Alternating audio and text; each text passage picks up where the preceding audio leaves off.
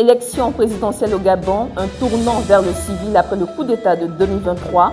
Le Gabon parviendra-t-il à relever le défi d'une alternance démocratique?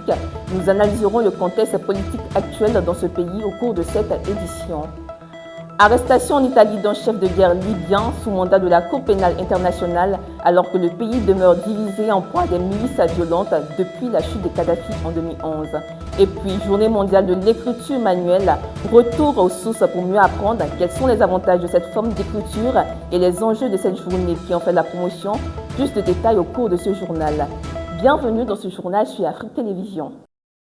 Le 12 avril 2025 marquera un tournant décisif pour le Gabon avec la tenue de l'élection présidentielle, un événement clé après le renversement de la dynastie Bongo en 2023. Le général Brice Oligui Nguema, actuellement à la tête de la transition, a exprimé son intention de se présenter à ce scrutin suite à l'adoption d'un nouveau code électoral et d'une constitution révisée. On en sait plus avec Estetier.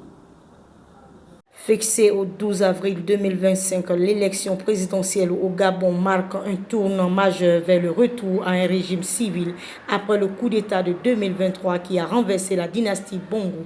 Le général Brice Oligui Nguema, actuellement chef de l'État pour la période de transition, a exprimé son intention de répondre à la volonté du peuple en se présentant à cette élection. En effet, après l'adoption récente du code électoral permettant aux militaires de se présenter aux élections, la nouvelle constitution approuvée par référendum en novembre 2024 interdit la transmission dynastique du pouvoir.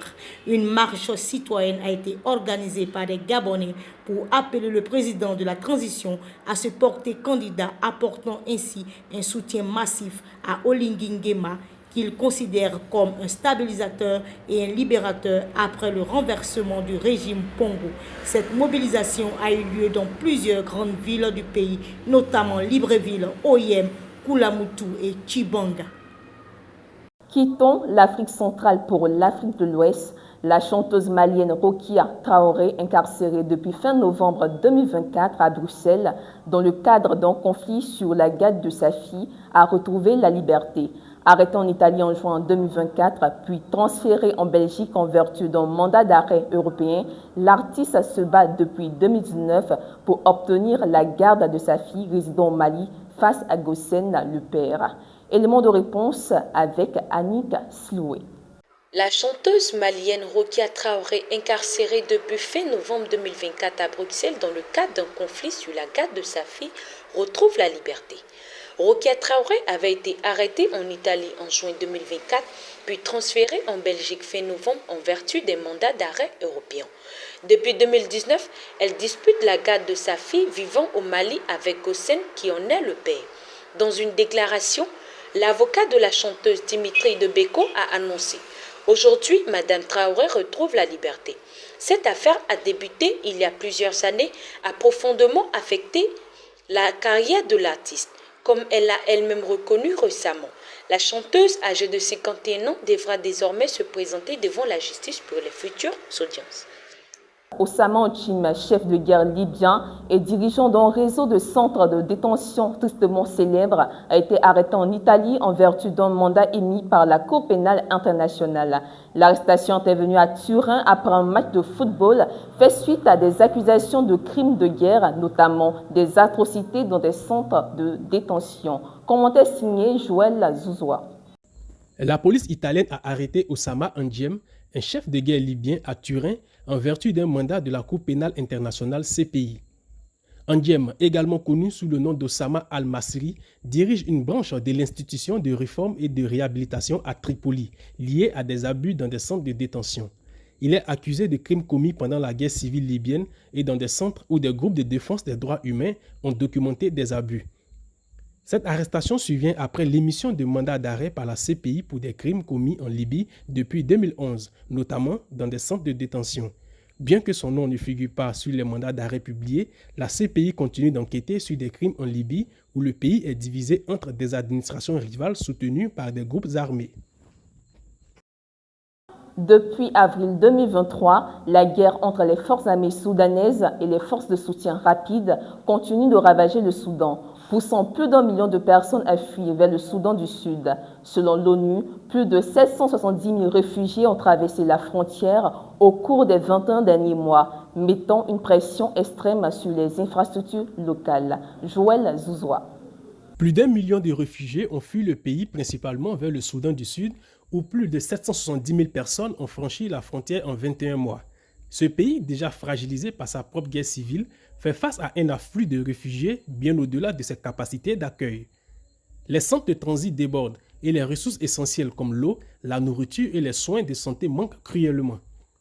L'ONU appelle à un soutien urgent pour éviter une catastrophe humanitaire. La situation est aussi marquée par des tensions sociales au Soudan du Sud, exacerbées par des discours de haine et des violences ciblant les réfugiés suite à la diffusion de vidéos montrant des atrocités commises par l'armée soudanaise. Les autorités ont réagi en bloquant des réseaux sociaux pour limiter la propagation de fausses informations et de la violence en ligne. Créée en 1977 par la WIMA, la Journée mondiale de l'écriture manuelle met en lumière un geste de plus en plus rare à l'ère du numérique. L'écriture à la main, bien que la communication écrite prenne des formes variées, de l'email aux réseaux sociaux, l'écriture manuelle reste essentielle pour le développement cognitif. Et pour terminer, aux États-Unis, dans une décision marquante, 1500 individus bénéficient de la grâce présidentielle accordée par Donald Trump, réélu à la tête des États-Unis. Ces personnes avaient été condamnées pour leur implication dans l'attaque du Capitole du 6 janvier 2021, un acte revendiqué par l'extrême droite. Parmi les libérés, Enrique Tarrio, ex-leader des Proud Boys, et Stewart Rhodes, chef du groupe Half Keepers. Les explications avec Bernadette Epignan. Ils sont au nombre de 1500 bénéficiaires de la grâce présidentielle accordée par Donald Trump, réinstallés à la tête des États-Unis d'Amérique. Ces personnes avaient été condamnées à plusieurs années de prison en raison de leur forte implication et déclaration à l'extrême droite lors de l'attaque du Capitole le 6 janvier 2025. Parmi ces personnes, une des figures de la rébellion, Enrique Tarrio, ex-chef de l'extrême droite du groupe Proud Boys, condamné à 22 ans de rébellion, ainsi que 18 ans pour Stewart Rhodes, commerçant de stupéfiants illicites, jugés à une peine de prison à vie, furent libérés. C'est avec beaucoup d'émotion et de joie que Stewart Rhodes a traduit sa reconnaissance au président américain dès ses premières heures de sortie de prison. Voici ce qui met un terme à ce journal. Merci de l'avoir suivi et bonne suite de programmes sur Afrique Télévision.